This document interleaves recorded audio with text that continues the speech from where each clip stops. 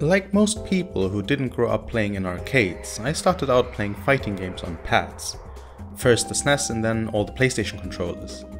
Around the time when Tekken 5 Dark Resurrection was released in arcades is when I started going there as well and was forced to learn how to play on an arcade stick. I invested in a Hori Real Arcade Pro for the PS3 as that was where Tekken 5 DR was headed on consoles, and also started using it on other games. Super Turbo HD Remix, Soul Calibur 4, Street Fighter 4, and then following that, I never really went back to pad. I'd really appreciate it if you could like the video, comment below, subscribe and hit the bell notification if you want to see more content like this. If you didn't like the video, feel free to hit the dislike button also. I appreciate the feedback regardless. Fast forward to early 2020 and I started to get back into playing fighting games a lot more again, after I fell out of love with Street Fighter 5 sometime around mid to late 2017. I didn't really go back to SF5 though, not yet at least. I've lost most of my infatuation with that game unfortunately, but if Sea Viper makes it into the Season V update, that game will become my focus again. Season V. Is it V or 5? I thought we're in Season 5 already anyway. Well, whatever. What I am playing right now is Granblue Fantasy Versus, and I'm also trying to learn Skullgirls. The keyword being trying. In the middle of February, barely 2 weeks after Granblue's release, my left hand started to get really bad wrist pains during prolonged sessions. My right wrist was completely fine though. A friend of mine asked me if I typed a lot at work and if my left wrist would act up during those times as well. I thought about it and no, never had any issues typing. Even while playing, it seemed to be just the wrist movements that hurt. There was no lingering pain. Long story short, he suggested that I might look into a Hitbox controller. As I already knew what they were, I didn't need to do a lot of research and decided to just order one and see if it helps. It helped tremendously.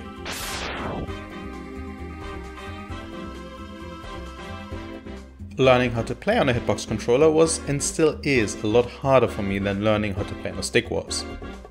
The ASD space layout takes a lot of getting used to. That up button in particular was, and again still is, quite difficult to get accustomed to. I would constantly miss it and keep having to make conscious decisions if I should use my left or my right thumb to jump. Some said it takes about a week to get used to. For me, it took well over a month until I finally stopped thinking about it. By the time I got the Hitbox, I had been playing GBVS for less than 2 months. So it was relatively easy to adjust to that game considering I was still learning the majority of the execution in that game anyway. Another problem I had, one that I didn't even think would be a thing, is that my left ring finger is pretty useless. It makes sense in hindsight, all that finger actually ever did is to hit the keys 2, W, S and Z. I don't think I do anything else with that finger, like ever. If I was more into Devil May Cry 4 and 5, I guess it would also have learned to hit L2 on a PlayStation controller, giving it some flexibility, but I was never really diligent enough to learn a Devil May Cry game properly. So I'm stuck with that useless finger and geez, it's difficult to make that finger do what you want it to do.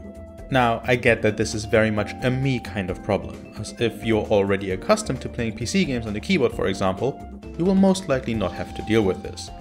It's not as bad anymore, but I still have execution mishaps, like executing a clean DP motion on the player 2 side for example. Movement and thus blocking on the player 1 side was actually quite the challenge in the beginning as well. I would not let go of the left button and just hit the right button with my index. The SOCD cleaner then went, "I gotcha fam, you want neutral, right?" And I then watched myself get pummeled into oblivion.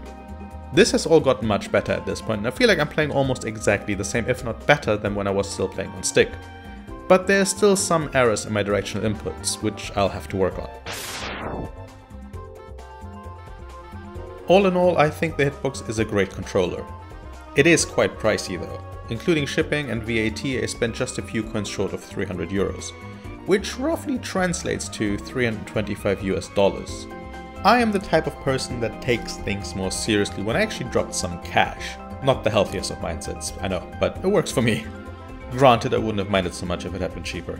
There are conversion kits out there though, so if you're comfortable around screwdrivers and such, you might want to look into those, which will absolutely save you quite a bit of money. I'm not regretting my decision though. My wrist is no longer hurting when I'm playing, and I actually enjoy playing on the Hitbox. Plus, I adore the clean and minimalist look of the thing. What input device do you play fighting games on? Have you ever tried playing on a Hitbox type of controller? A Mixbox even? What are your thoughts? Did you like the experience? Do you prefer something else entirely? Let me know in the comments below. Don't forget to like and subscribe if you enjoyed this video. You can also follow me on Twitch and Twitter. The links are in the description. Thanks for watching this video all the way to the end, and I really mean that. My name's Sasa, and I will see you next time.